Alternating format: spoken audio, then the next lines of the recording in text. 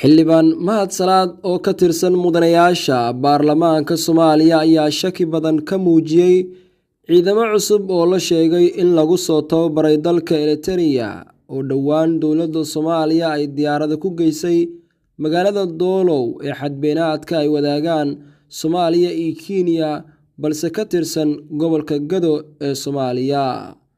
mudane mahad salaad ayaa qoraal uu ku soo qoray bartiisa Facebook ku sheegay in ciidankan uu ka shakisan yahay inay yihiin Soomaali amaba ay yihiin ciidamo madaxweynaha dalka Eritrea oo u soo diray dalka Soomaaliya oo Eritrean ah.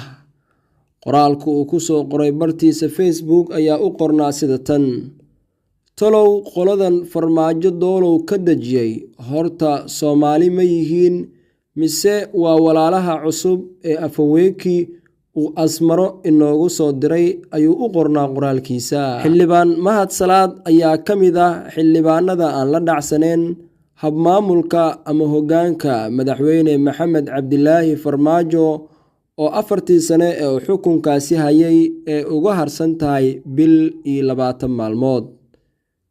Cadnaan Kaabul, Kalson TV, Muqdisho.